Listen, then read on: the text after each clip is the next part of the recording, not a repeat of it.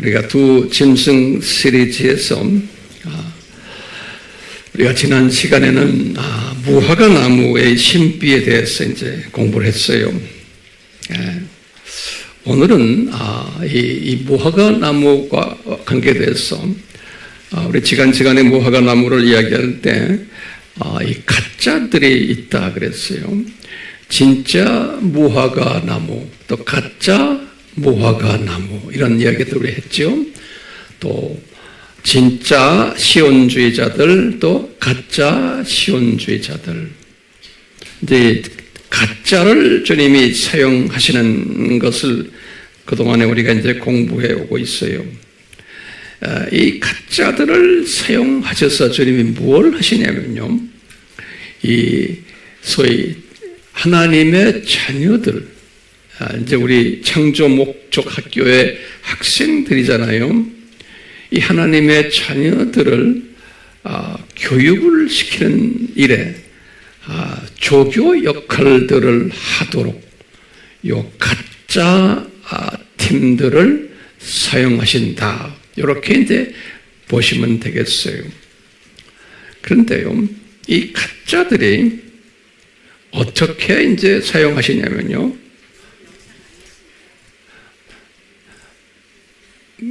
가짜들이 이 하나님의 자녀들을 이 미혹을 시키면서 진짜 하나님의 자녀들을 훈련을 시켜요. 네, 그래서요, 오늘 이 부분을 같이 공부를 하려고 그래요. 네, 이 역기능적 교육 방법이에요.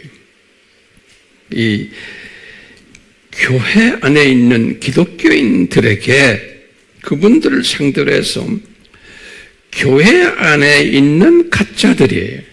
중요한 개념이에요. 그냥 가짜가 아니고 교회 안에 있는 가짜들이 교회 안에 있는 하나님의 자녀들을 미혹을 시키면서 교육을 시키는 이런 하나님의 역기능적 교육 방법이에요. 그래서 이제 우리가 한번 구약에서 잠깐 보면요, 구약에서 보면요, 미혹이라는 단어를 여러 번 쓰셨어요. 특히 모세를 통해서요.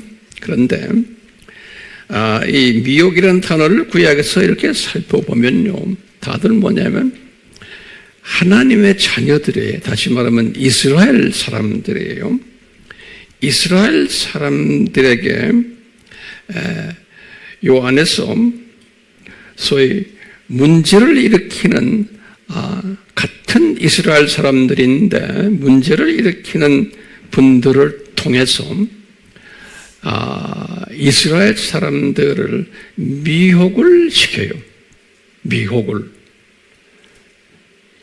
어떤 미혹이냐면 구약에서는 큰 그림 속에서 보면은 하나님의 자녀들을 여호와 하나님을 섬기지 않게 하고 대신 바벨론 종교를 믿도록 유혹을 시켜요.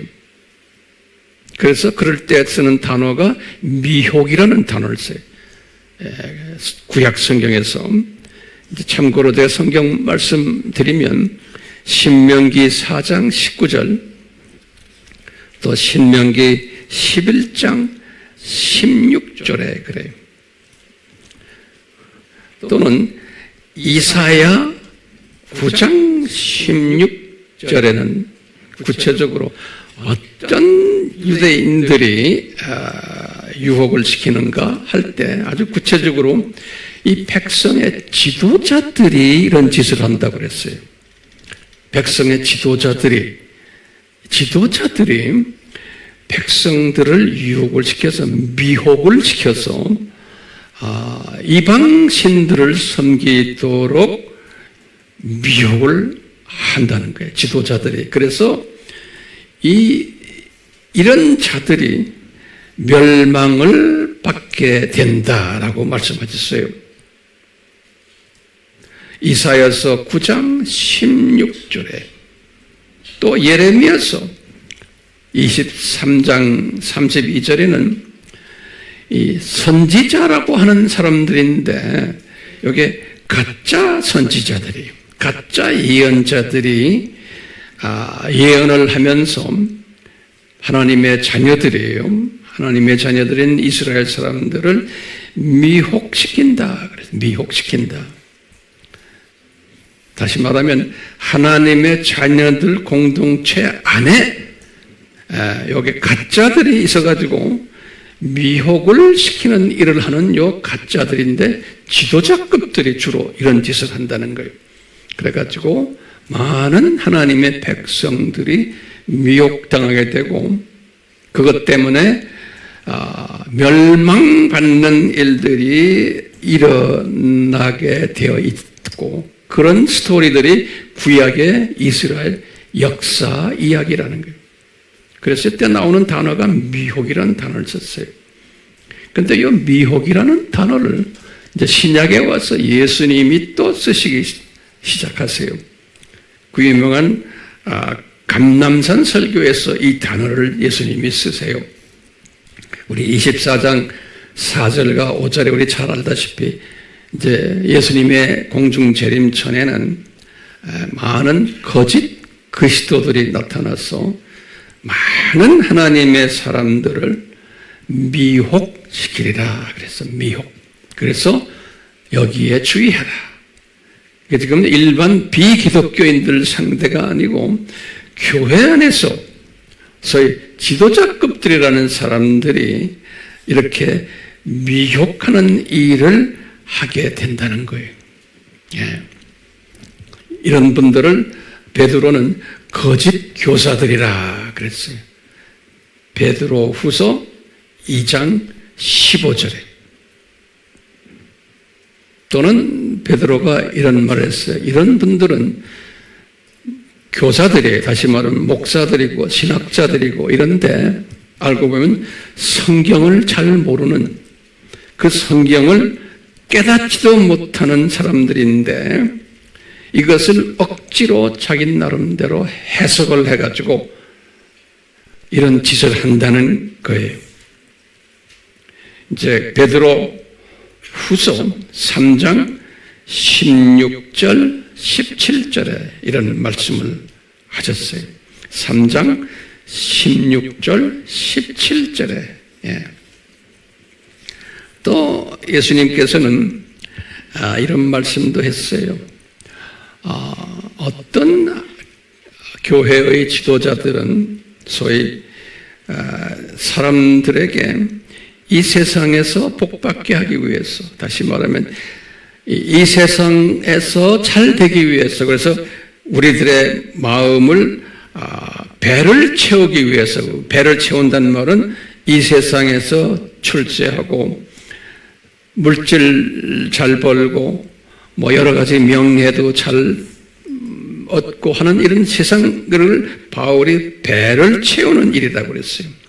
이런 신학, 소위 성공신학, 뭐 출세신학, 또 뭐 잘잘 신학, 뭐 이런 것들 가지고 이 세상에서 잘 되는 일을 하도록, 잘 되도록 하는 저 축복신학을 하는 자들이 있는데, 그런 선생들이 있는데, 이런 자들도 이게 다 순진한 하나님의 자녀들을 미혹시키는 일을 하는 거다 그랬어요.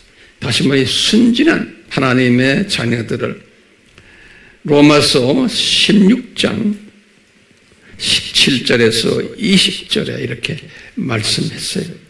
그렇기 때문에 우리가 여기에 속임을 당하면 안 된다, 이런 말을 하면서 이분들이 어떻게 되어서 이렇게 되는가 할 때요, 미혹하는 사람이나 미혹당하는 사람은 이제 이 미혹, 이 카테고리에 들을 때 왜 이렇게 되는가 할 때 바울이 이런 말을 했어요. 디모데에게. 이들의 양심이 화인을 받아서 그렇다. 이들의 양심이 화인을 받아서 그렇다. 베드로 전서 4장 1절에서 2절이에요. 그렇기 때문에 오늘은 하나님의 은혜가 임하지 않으면, 특히 예수님의 공중 재림 전 시대에는 교회들이 이런 미혹을 하는 일들이 엄청나게 일어날 것이라는 예수님의 말씀을 우리가 이제 오늘 공부하게 될 것이고, 이렇게 미혹을 받은 사람들 때문에 수없는 오늘날 기독교인들이 양심의 화인을 받아오고 있는 사실 우리가 잊지 말아야 돼요. 이 말은 오늘날로 표현하면 교회는 열심히 다니는데 종교 다원주의의 사상을 가진 사람들이, 이런 사람들은 이제 베드로의 말씀이나 또는 바울의 말씀에 의하면 저들의 양심에 뭘 받았다고요? 양심의 화인을 받아서 그렇다는 거예요. 우리 팀들은 이 양심의 화인을 받은 분들 한 분도 없다고 저는 생각해요. 예. 화인을 받은 사람들은 있다가도, 우리 교회 다니다가도 소화 못해서 나가게 돼 있어요. 이런 메시지 받지 못하기 때문에. 자, 그러면 우리가요, 이 미혹이라는 단어, 이게 무슨 뜻인가요? 이건 헬라 말로 프라나오 그래요. 불란서 할 때 프라나오 이렇게 써요. 프라나오. 제가 칼럼에는 또 자세히 써드릴게요. 이 프라나오란 단어인데, 이것을 사전에 이렇게 보면요, 영어 성경에는 이렇게 써놨어요. 영어로는 misleading 하는 건 misleading. 이걸 발음을 어떤 성경은 프라나오를요, misleading이 뭐죠? 잘못 인도하는 그런 뜻이에요. 네. 프라나오. leading을 하는데 잘못, 이게 이제 미혹이라는 뜻이에요. 미혹. misleading 또는 cheating이라는 건 속인다는 소리죠. cheating 이런 단어를 쓰기도 하고요. 또는 deceiving이라는 단어를 썼어요. 이 발음, deceiving 이것도 속인다 그런 뜻이에요.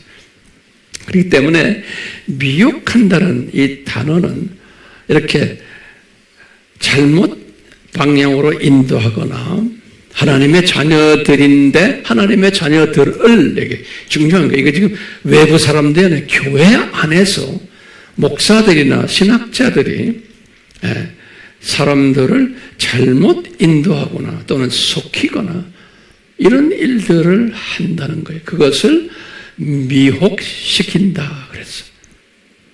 그래서 제가 사전을 한번 찾아봤어요. 사전적 의미, 여기다 노트에다 적어서 사전적으로는 이 미혹이라는 단어를 어떻게 설명했나. 제가 일반 사전을 찾아보니까 이렇게 써놨어요.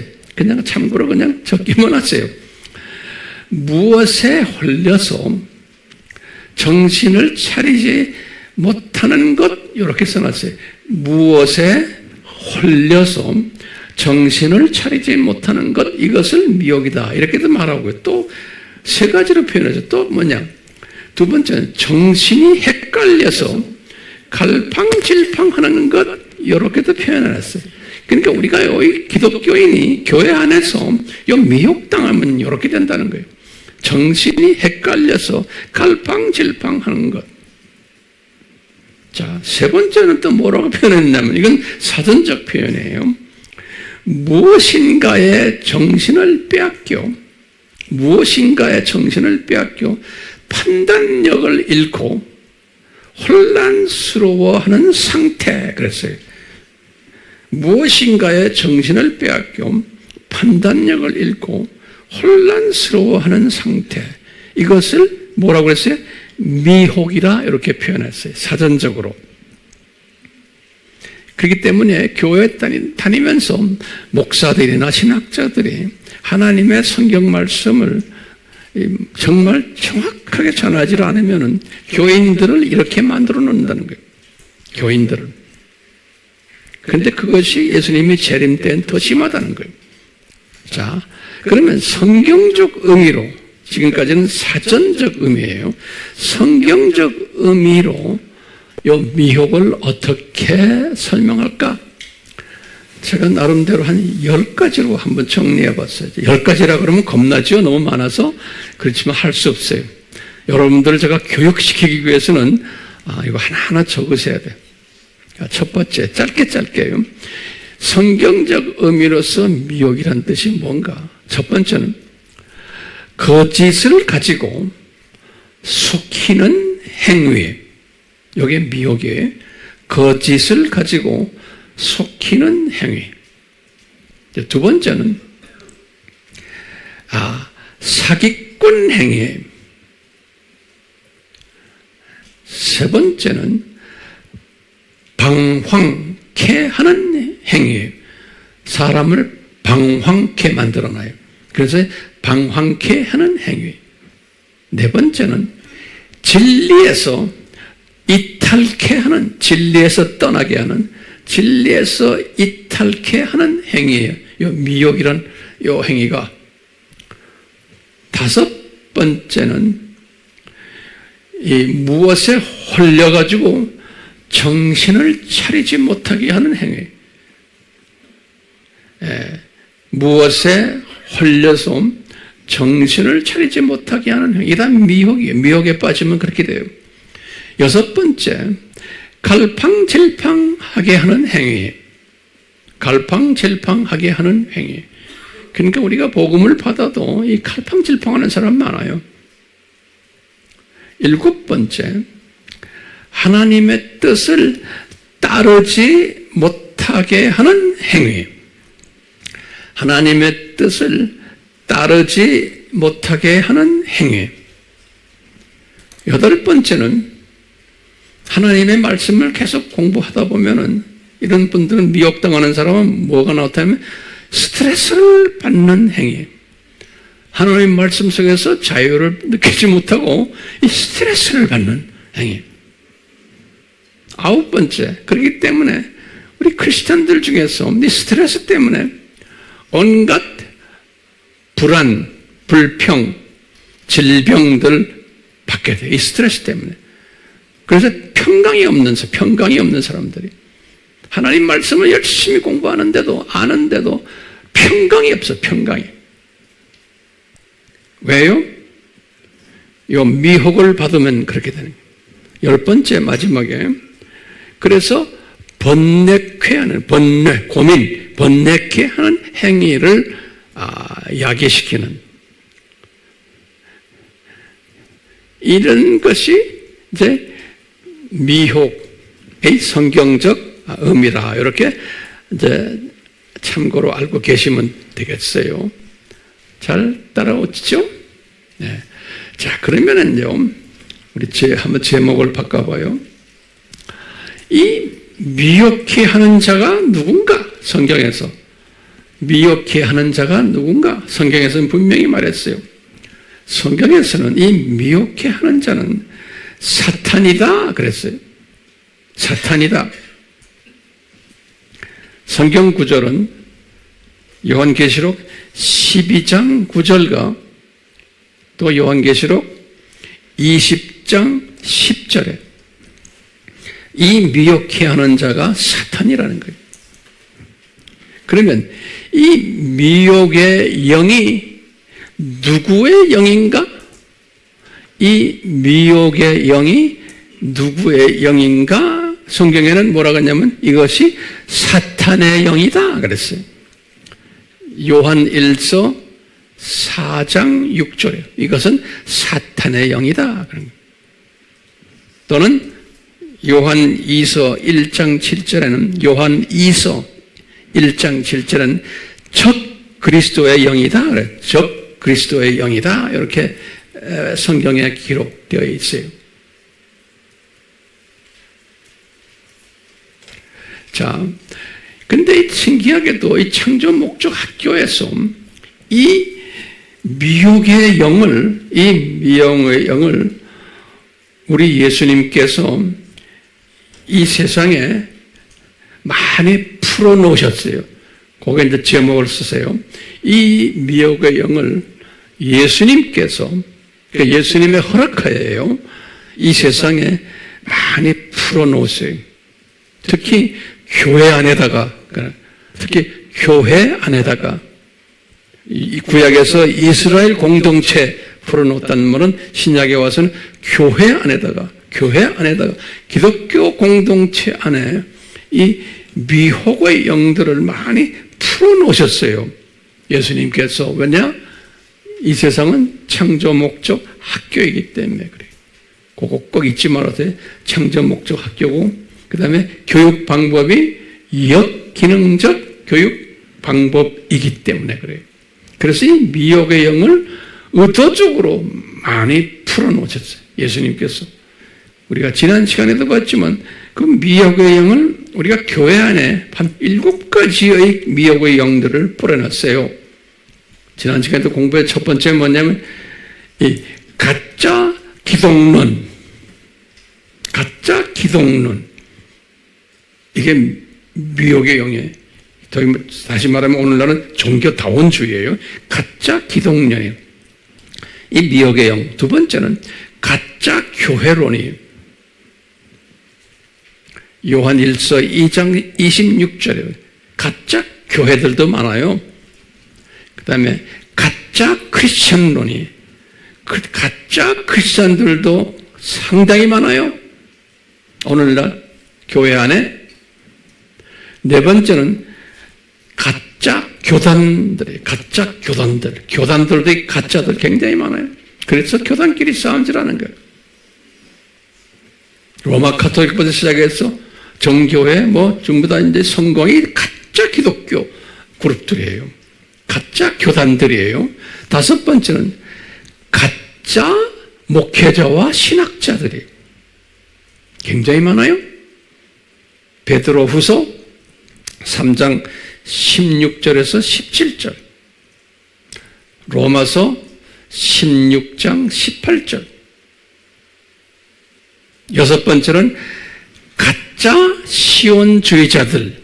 우리 공부했죠? 가짜 시온주의자들. 우리 지난주에 공부했죠? 일곱 번째는 가짜 무화과 나무.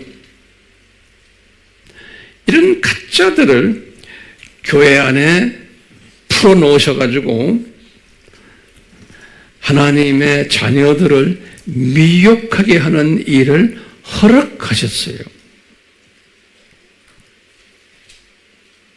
자, 그러면 제목을 바꾸셔서 이 가짜들의 속성이 무엇인가?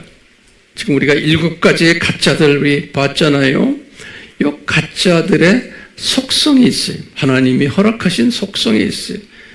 첫 번째는 이 가짜들은 진짜보다 인기가 더 있게 만들었어요. 첫 번째는 진짜보다 더 인기가 있게 만들어놨어요. 이 가짜들을. 두 번째는 그렇기 때문에 많은 기독교인들이 좋아하게끔 만들어놨어요. 많은 기독교인들이. 세 번째는 쉽게 수용할 수 있게 만들었어요. 쉽게. 그 다음에 네 번째는 이 가짜 목회자들, 가짜 신학자들을 만들어서 사용해서 퍼뜨리게 해놨어요. 다섯 번째는 이 가짜는 우리 알다시피 짝퉁이죠. 그렇기 때문에 이 가짜는 가격이 더 비싸요, 싸요? 더 싸구려예요. 그 싸니까 사람들이 좋아해요. 여섯 번째는 이 가짜와 진짜를 구별하지 못하게 만들었어요. 굉장히 중요한 개념이에요. 그러니까 보통 기독교인들은 이게 가짜인지 진짜인지 구별할 수가 없어요. 많이 속임당하게 했어요. 자, 잘 따라오세요? 오케이. 우리가 지금 오늘 미혹에 관한 이야기 공부하고 있어요. 거의 끝나가요. 설교가 짧을 거예요. 그래야 좀 숨을 쉬죠. 그 다음에 계속해서요. 이제 제목을 바꿔서 미혹의 영이 우리를 어떻게 미혹하는가. 이제 우리를 하는 기독교인들이에요. 지금 우리가 비기독교인 이야기 아닙니다. 미혹의 영들이 우리 기독교인들을 어떻게 미혹하는가. 이게 다 예수님의 디자인이에요. 첫 번째는 거짓 가르침을 통해서 미혹해요. 아까 우리 가짜들 7가지 있었잖아요. 이 가짜 가르침들이. 그래서 성경 구절은 이사야서 9장 16절 또는 시편 95편 10절 또 베드로 후서 2장 15절이에요. 거짓 가르침으로 미혹하는 거예요. 그러니까 거짓이다 그러면은 항상 뭐가 중심이 돼요? 예수 그리스도예요. 진짜 예수, 가짜 예수. 여기에서 진짜, 가짜가 구분이 돼요. 또 우리는 이걸 알아야 돼. 그러니까 기독론에 강해야 돼요, 우리가요. 예. 알겠죠? 거짓말 한다 그러면 예수님에 대해서 거짓말 하느냐 안 하느냐지 우리 기독교는 뭐 세상적인 거짓말 이런 이야기 아니에요. 예수님이. 자, 그래서 거짓 가르침으로 미혹한다 할 때는 그게 무슨 말이에요? 누구를 거짓해? 예수님의 정체성을 거짓으로 가르친다는 거예요. 여기 중요한 거예요. 중요한 게. 그러니까 많은 우리 오늘도 여러분도 유튜브에 올라가 놓으면 온갖 목사들의 설교들이 있지만 세상 이야기, 세상 뭐 사람들 기분 좋은 이야기들 해주지만 예수님 이야기를 제대로 하는 사람 많아요, 안 많아요? 설교 다 듣고 나면 아, 기분 좋았다 이거지. 아, 내가 예수님을 더 사랑해야지 하는 그런 설교가 진짜 설교예요. 그렇죠? 그러니까 거짓 설교들이 엄청 많은 거예요, 오늘날. 자, 다시 말해요. 미혹의 첫째가 거짓 가르침으로 미혹하는 거예요. 두 번째는 이제 성경에 이런 말씀 하세요. 바울이 목사들이 또는 신학자들이 설교자들이 좋은 말로 유창한 말로 부드러운 말로 그랬어요. 미혹한다고 그랬어요. 그러니까 모든 사람들은 목회자나 설교하는 사람이 정말 좋은 말로 아주 뭐 유명한 말 섞여서 예화도 그렇고 말도 유창하게 잘하고 또 부드럽게 잘하고 이런 사람들의 속힘을 받으면 안 돼요. 왜? 1세기부터 바울이 지적했어요. 그런 사람들이 거기에 예수님을 이야기하는데 예수님이 빠져버린 그러한 말들, 세상 좋아하는 말들만 한다는 거예요.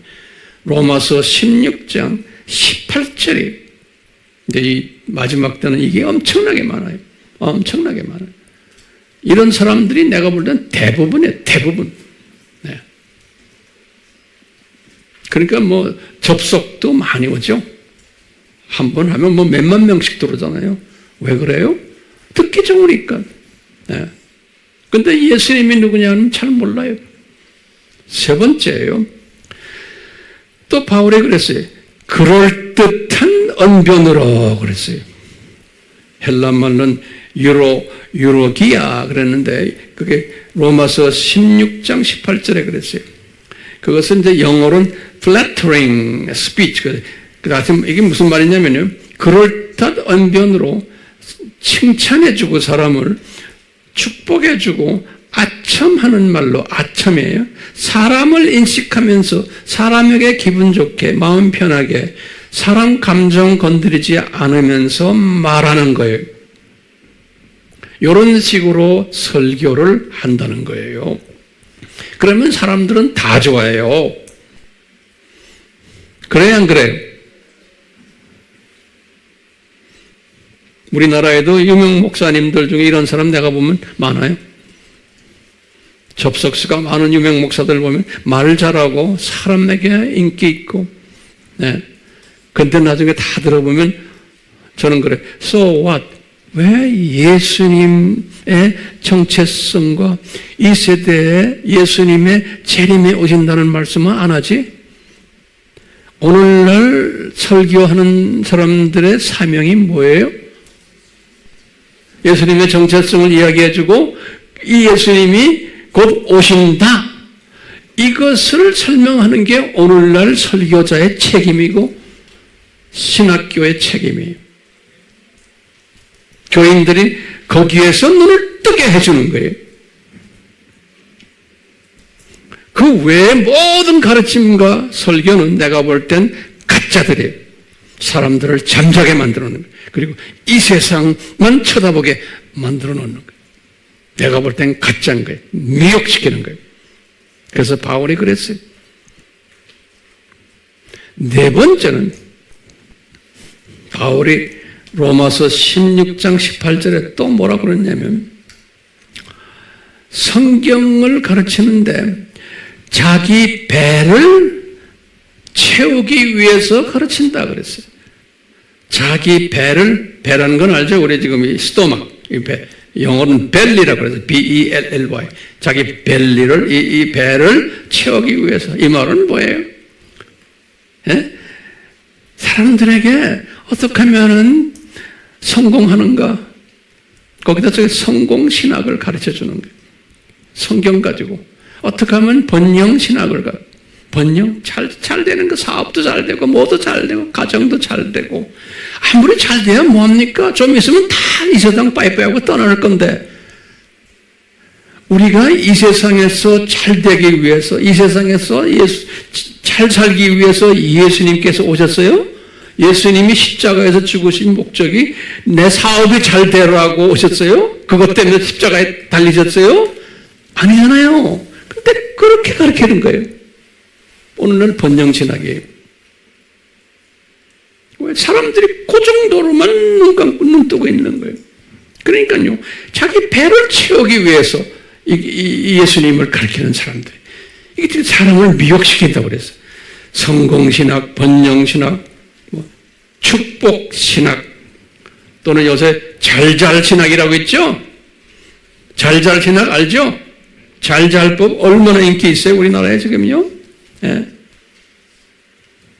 어떻게 하면은 이 세상에서 잘 사느냐, 이거예요. 여기에 앉아있는 사람들 중에서 그렇게 생각하는 사람이 있어요? 내 생각엔 좀 있을 것 같아.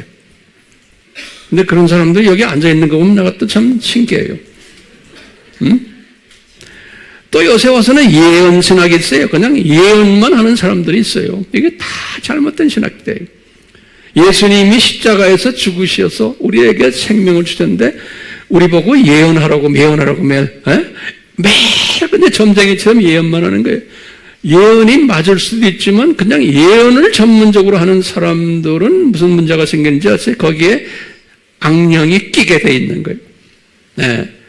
예언은 전문적으로 눈만 뜨면 예언하는 건 그건 아니에요. 그러면 그런 사람들은 예수님이 싫어하지만 그런 예언도 하나의 은사예요, 은사. 그렇죠? 은사 중 하나가 예언이죠. 이것은 자기 은사는 매일 그것을 예언하는 것은 위험한 거예요. 왜? 사람들이 꼭 예언하는 사람들을 따라요. 오늘은 또 뭐라 말했어요? 내일은 또 뭐라 말할 거예요? 또 모레는 뭐라 말할 거예요? 이거 가지고 하는 사람은 거기에 분명히 잡놈이 달라붙게 되어 있는 거예요. 제가 다시 말해요. 반드시 잡놈이 달라붙게 되어 있는 거예요.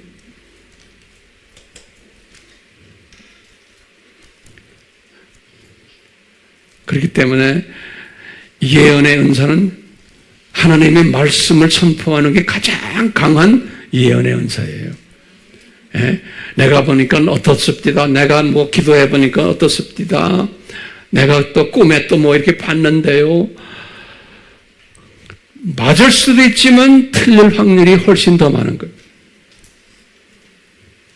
그리고 항상 이런 걸 할 때 예수님은 남의 부족한 부분을 절대로 보여주질 않아요.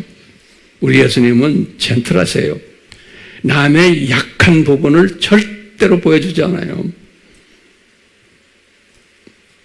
좋은 부분만 보여줘요. 예언은. 그러니까 항상 여기 보세요.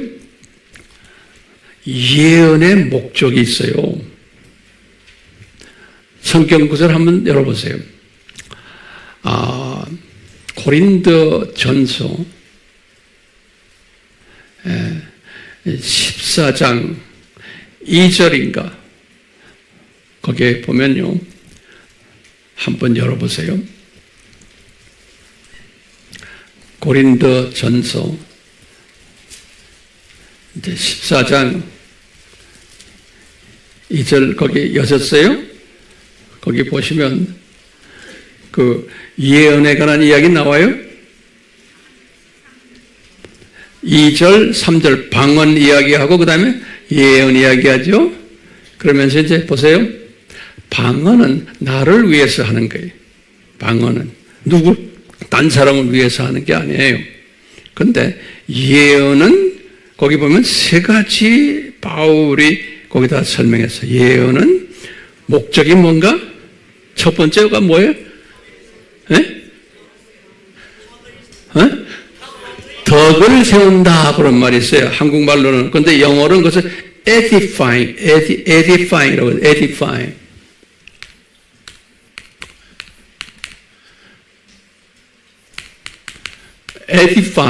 edifying이란 말이 무슨 말이냐면요. 나를 자라게 해준다. 성장하게. 이 예언의 목적이 뭐냐면 그 상대방이 자랑하도록 영적으로 해주기 위해서 예언을 하는 거예요. 잊지 마세요. 오케이? 그거 외에는 그 예언을 들으면 안 돼요. 그 다음에 또 뭐라고 써 있어요? 한국말로? 네?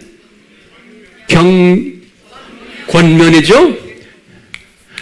이 권면은 뭐냐면 영어로는 encouraging이에요. encouraging이 뭐죠?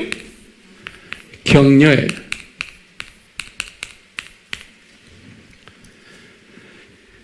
살려주는 일이에요. 격려해 주는 거예요. 남을 비난하기 위해서 하는 게 아니에요. 예언은 상대방을 살려주고 격려해 주는 거예요. 잘하게 하고 격려해주고. 그게 예언의 목적이에요. 하나 더 있어요. 거기 보면 뭐 있어요? 안위라 그랬죠? 안위. 한국말로는요. 영어로는 comforting이에요. 이 사람의 마음을 위로해주고 편안하게 해주고 여기에 예언의 목적이 있는 거예요.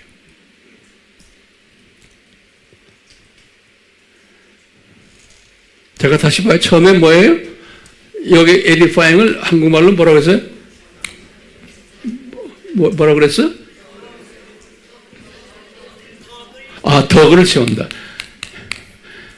이걸 덕 세운다는 말이 우리가 불교 랭귀지 같은데 이게 덕을 세운다는 말이 뭐라고 그랬어요?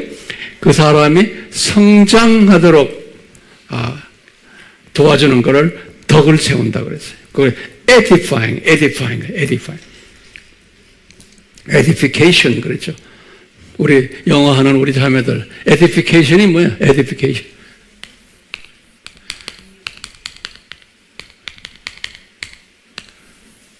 우리 수아 edification이 한국말로 뭐야? 밥 먹고 영어말 하는 분이 딴 분들, 우리 여기 영어 선생도 여러분 edification. 한국말로는 덕을 세운다고 써 있어요. 근데 그게 우리 피부여서 안 닿아요.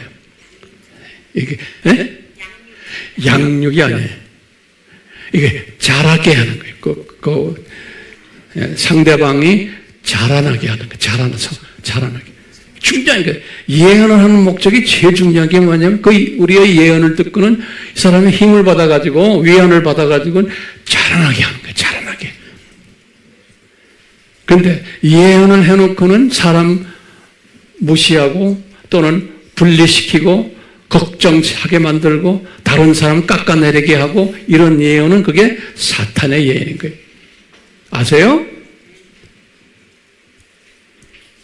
잊지 마세요. 그러니까 우리 거기에 속힘을 받으면 안 돼요. 나 예언 받았다 그러고. 근데 또 어떤 우리 바깥에 가면 그 기독교 조직 안에 뭐가 있어요? 눈만 뜨면 예언하는 그룹들이 있죠. 그것을 이제 백인들이 그걸 많이 하는데 prophecy ministry 그래서요. 눈만 뜨면 예언만 하고 돌아다니는 사람들이죠. 전 세계를. 사람들 좋아하죠. 그런 사람들. 근데 우리 한 15년, 20년 전에 그 그룹들이, 미국 그룹들이 우리 교회도 왔었어요. 나한테 찾아와서 한번 자기네가 그 예언 사역하겠다고. 그래서 제가 한번 하라고 그랬어요. 한번 했는데 예언을 몇몇 사람은 했는데 나가 보니까 하나도 지금 제대로 된 게 없어요. 백인 아이들인데 미국의 캘리포니아 대학에서 사역하는 친구들인데 한번 여기 2번 왔었어요. 저한테. 그런 그룹들이 많아요. 오늘날도 유튜브에 들어가 보세요. 많아요. 많은 사람들이 거기에 들어와서 할렐루야, 아멘, 감사합니다 나오는데 이게 다 미혹당하는 거예요. 미혹. 알겠어요? 예수님이 십자가에서 죽으신 목적이 니네들 예언 사역하라고 죽으셨어요? 아니잖아요. 그 예언은 하나의 은사 중에 하나지 그걸 잘못 사용하면 교회 안에 문제들이 많이 생겨요. 절대로 남을 깎아내리거나 다른 사람의 부족한 부분을 막 폭로하거나 이래놓으면 그건 예언이 아닌 거예요. 자, 제가 어쩌다가 이렇게 찬소리가 많아졌어요, 갑자기. 그래도 다시 한번 노트를 정리해봐요. 미혹의 영이 우리를 어떻게 미혹하는가? 그럴 때 첫 번째 제가 뭐라고 그랬어요? 거짓 가르침으로써.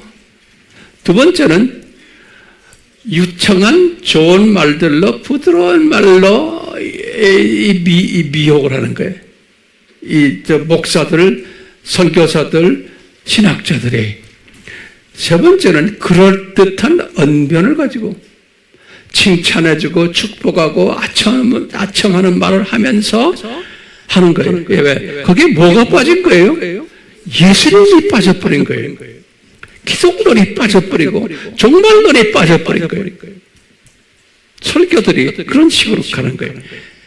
그 미혹하는 설교들인 거예요. 많은 사람들을 잠자게 만드는 거예요.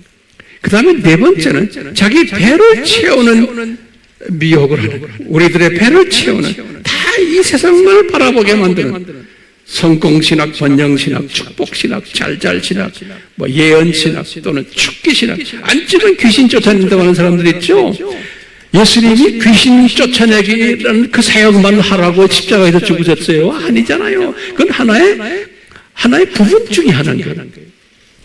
그게 주가 되면 안 되는 거예요. 꼭 귀신이 그런 식으로만 쫓아내요. 가서 막 안수하고 막 해서 안 해요. 하나님의 말씀을 들으면 그대로 쫓겨나게 되어 있는 거예요. 지금 우리가 제가 지금 말씀을 전하잖아요. 말씀을 전하면 여러분들이 깨달으게 하잖아요. 이거구나. 그러면 내 속에 있는 어둠의 이 마귀의 세력들이 쫓겨나는 것이 여러분들 금방 하는 거예요. 물을 뜨는 거예요. 이거구나 하고. 그게 악령들이 쫓겨나는 거예요. 말씀을 통해서 꼭 안수를 해야만 된다고 생각하는 게 그건 아주 어린아이들이. 마지막으로 다섯 번째.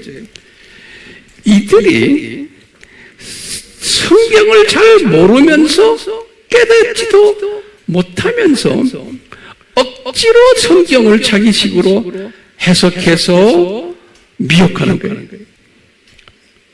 베드로후서 3장 16절에 이 목사들이, 사역자들이, 선교사들이, 신학자들이 성경을 지식으로 해석을, 자기 식으로 해석을 해가지고, 억지로 풀어가지고 사람들을 미혹하는 일을 한다는 거예요.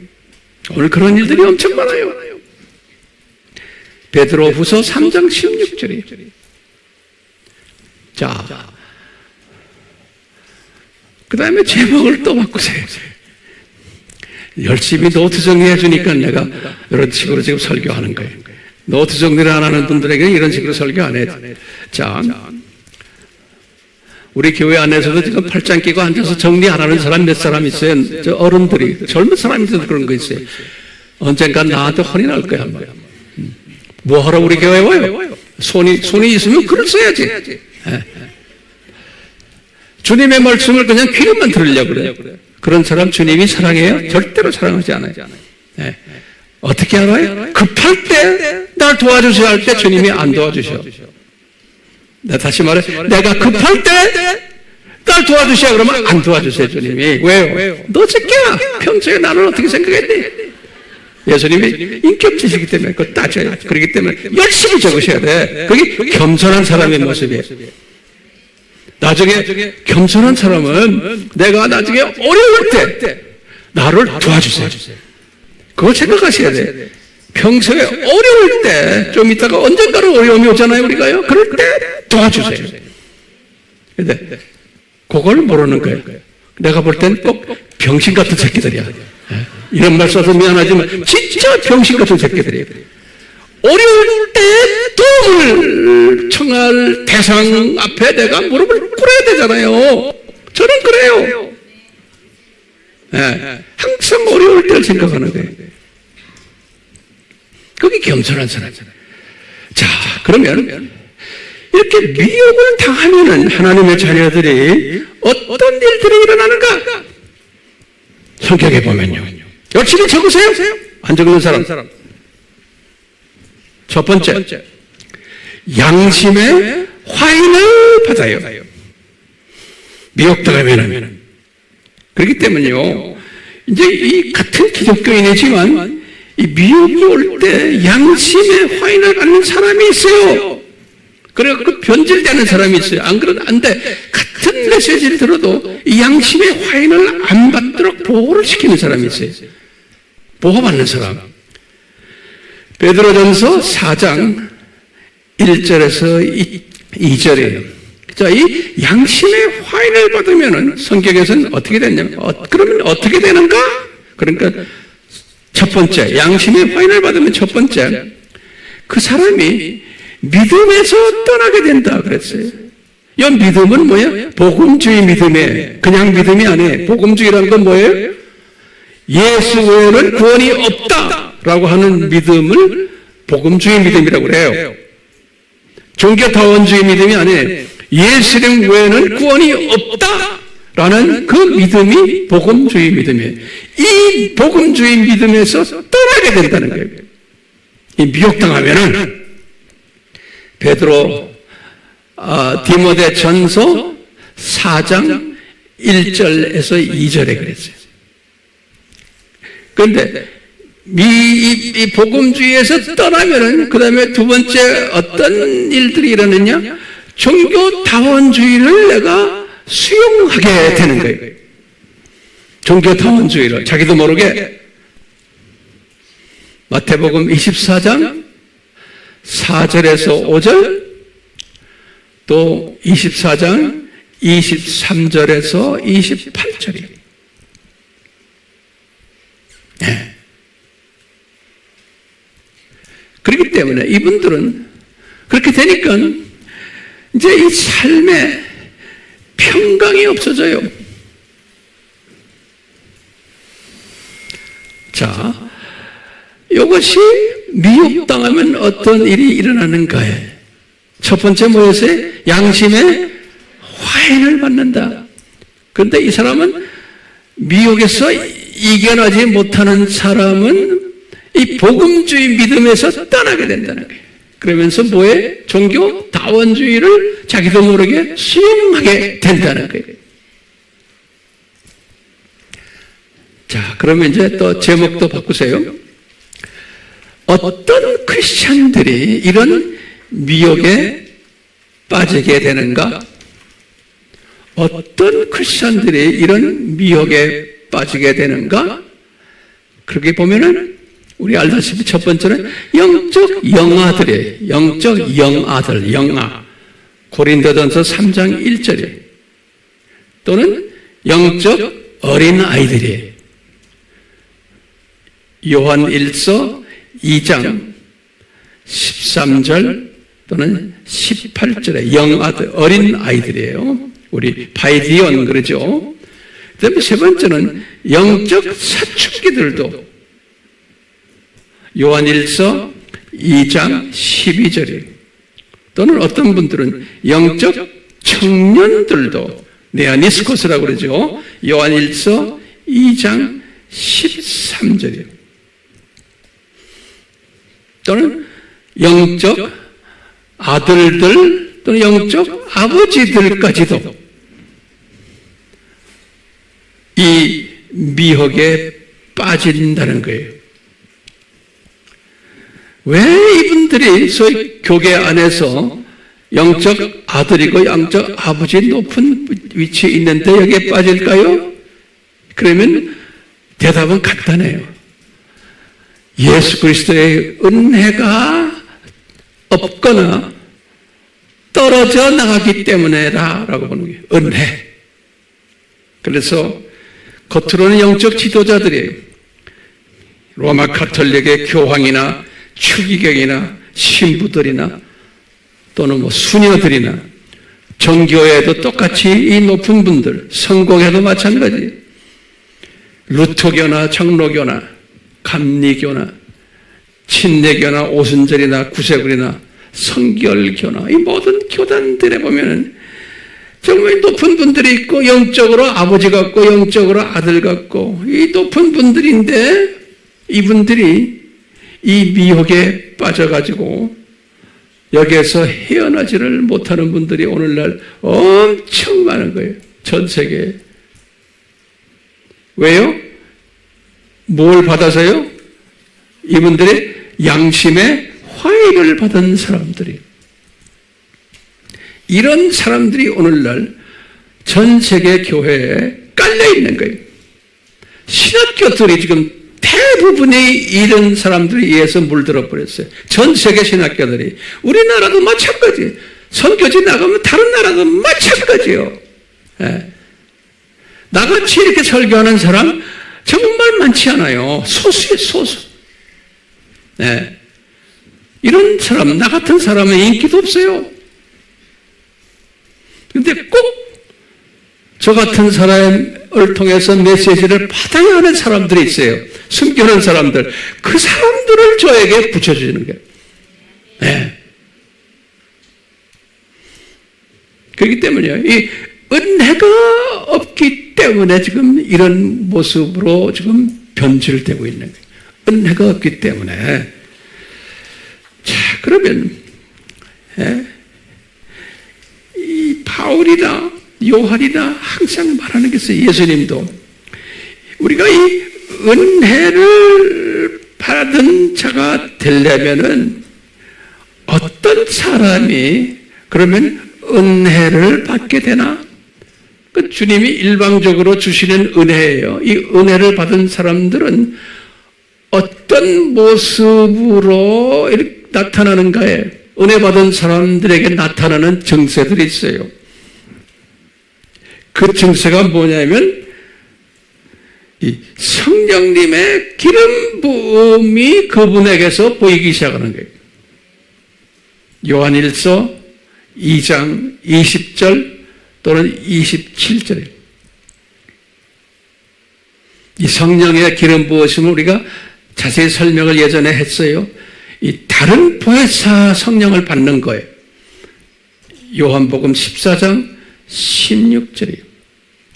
또는 성령 세례를 받는 거예요. 사도행전 1장 5절이에요. 또는 성령 충만을 받는 거예요. 사도행전 2장 2절에서 3절이에요. 예수님도 100% 인간이 되셔서 이 성령 세례를 받으셨어요. 성령의 기름 부으심. 예수님도 우리 공부했죠? 마태복음 3장 16절, 누가복음 4장 18절.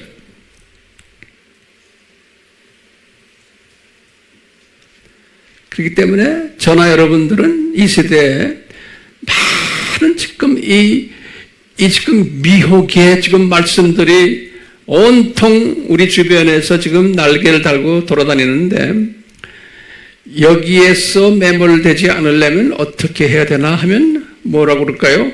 내가 우선 여기에 빠지지 않는 은혜를 받아야 되는 거예요. 오케이? 근데 막연히 그냥 은혜를 받는 것이 아니고, 은혜 받은 사람은 성령님의 기름 부으심이 나타나게 돼 있는 거예요. 그분의 삶 속에서. 이 성령님의 기름 부으심이 나타났다 할 때 구체적으로 어떤 형상으로 나타날까? 저와 여러분들에게 그러면 첫 번째는 우리가 자기도 모르게 이 팔복의 사람으로 서서히 변모되게끔 도와주세요. 우리 성품이 변하고 모습이 변하고 팔복의 사람으로. 예.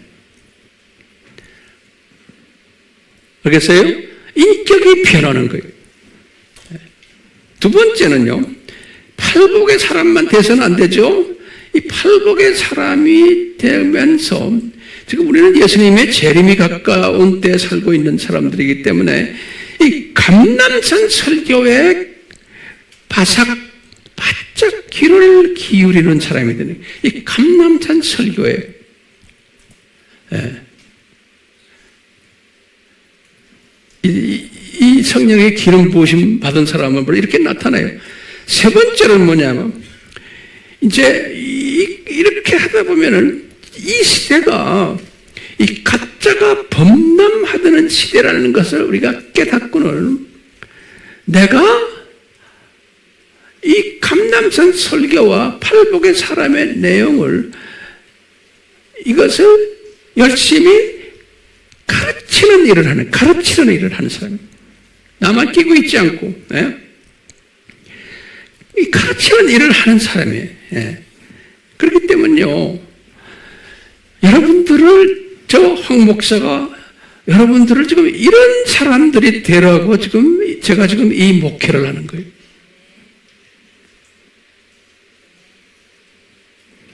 오케이? 수 없는 지금 가짜들이 판을 치고 있는 이 시대에, 이 진짜 하나님의 백성이 되고 신부감이 되려면은 예수님의 은혜가 필요한데, 그 은혜 받은 사람은 어떻게 나타나느냐? 성령님의 기름 부으심이 그 속에서 보이는 거예요. 그 성령님의 기름 부으심이 보이는 사람은 어떻게 또 나타나는가? 팔복의 사람으로 이렇게 변하는 모습을 우리가 보게 돼요. 그뿐 아니라 감람산 설교의 이 감정을 가지고 그 감람산 설교를 깨닫고 가르치는 일들을 하는 사람인 거예요. 이것이 기름 부음 받은 하나님의 사람들인 게 오늘날. 그렇기 때문에 우리를 통해서 이 가짜의 속힘을 받는 사람들을 우리가 잘 가르쳐서 거기서 뽑아내는 일, 또는 빠지지 않게끔 하는 일, 이 일을 우리가 해야 되는 거예요. 그래서 우리가요, 이렇게 주일 설교 끝난 다음에 우리가 식사하고는 셀 모임을 하는 목적이 그래서 하는 거예요. 셀 모임을 하면서 우리가 이걸 다시 확인하고 아무리 바쁘지만 그 셀 모임에 참여하는 사람, 제가 보면 이쁜 사람들이 가끔 빠질 수는 있지만, 그렇지만 계속 빠지는 사람이 있어요. 그런 사람들은 내가 볼 때는 우리와 동력자 되기가 쉽지가 않겠구나 이런 생각을 해요. 네. 자, 그러면 마지막 한마디만 제가 해요. 왜 예수님이 이 가짜를 디자인하셨나요? 이 마지막 때 또는 지금 보면 구약 때도 가짜들을 세워서 가짜 지도자들을 세워서 바벨론 종교를 믿게 만드는 게 유대교 안에서 시작에 와서 똑같이 가짜 교회 지도자들을 세워서 이렇게 딴짓하게 만드는 거예요. 왜 그럴까? 왜 이렇게 디자인하셨나? 예수님이, 이거 예수님의 디자인이거든요. 청정 목적 학교의 엮이는 교육 방법이 이런 방법인 거예요. 이 가짜들이 판을 치게 만들어 놓은 거예요. 자, 그러면은 우리 한번 여기에 대한 답을 찾고 오늘 설교 끝냅시다. 간단하게. 자, 그러면 이제 보세요. 혼자 고민해 보세요. 왜 가짜들을 디자인하셨나? 그러면 첫 번째 딱 생각나는 게 뭐예요? 제가 깨달은 거예요. 그러면 내 깨달은 것만 자꾸 받아쓰기만 하면 무슨 소용이 있어요? 여러분들도 깨달은 왜 가짜를 디자인하셨냐? 그러면 뭐라고 그래? 첫 번째 내가 깨달은 것 먼저 말할게요. 그리고 나 좀 도와주세요. 이 진짜의 소중함을 더욱 깨닫게 해주기 위해서 요거 어디 잊지 마세요. 왜 가짜들이 판치게 만들어놨냐? 그럴 때 하나님의 은혜 받은 사람들은 그 가짜에 몰입되지 않고 진짜를 찾는 사람들이 있어요. 그러니까 요 사람들에게 진짜의 소중함을 더 깨닫게 해주기 위해서 요 가짜들을 풀어놨다. 이렇게 생각하시면 돼요. 두 번째요. 이 진짜의 가치를 더 깨닫게 하기 위해서. 그 진짜라는 건 예수 그리스도예요. 그렇죠? 예수 그리스도의 가치를 더 깨닫게 해주기 위해서. 세 번째는 이 진짜를 더욱 공부하게 하기 위해서 이 가짜를 풀어놓은 거예요. 그놈들은 더 세력도 있게. 네 번째는 이 진짜를 더욱 사랑하게 하기 위해서예요. 이렇게 풀어놨다 생각하는 거예요.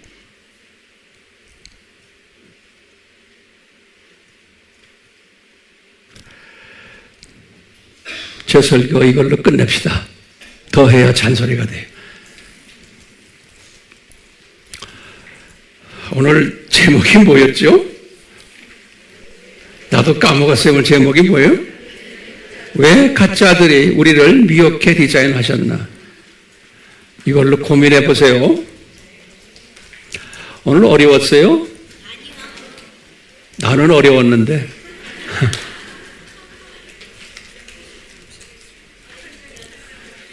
예, 우리 같이 기도합시다. 우리 예수님, 정말 우리가 이 세상이 창조 목적 학교가라는 것을 깨닫고 예수님께서 역기능적 교육 방법을 사용하고 계시다는 이 진리를 깨달을 때 오늘 우리에게 주신 이 질문을 우리가 해답을 찾을 수가 있음을 오늘도 우리가 섭렵했습니다. 왜 이렇게 가짜를 디자인하셨나? 우리가 계속해서 묵상하며 예수님의 마음을 잘 닮아가는, 또 예수님의 마음을 이해하고 또 예수님의 마음에 내가 그 존귀함을 깨닫고 이 창조 목적이 뭔가 라는 것을 계속해서 묵상하며 우리의 삶을 이어가는 복된 자들 되도록, 그리고 이것을 이웃 많은 지금 잠자고 있는 분들, 속힘을 당하고 있는 분들을 우리가 잘 섬기면서 이분들을 우리가 어떻게 깨어나게 할까라는 것을 고민하며 기회 있을 때마다 이분들에게 이것을 가르쳐주고 외치는 자들 되도록 주여 도와주시옵소서. 예수님의 이름으로 기도드리옵나이다. 아멘. 오늘날이 가짜들이 판을 치고 있는 미혹의 시대, 이 시대에 삼위 하나님의 특별한 은혜 베푸심이 우리에게 임하여서 영적 분별력을 가지고 이 세대를 멋있게 살아가는 우리 모두가 되도록 생애 하나님 복을 내려 주시옵소서. 예수님의 이름으로 축원하옵나이다. 아멘.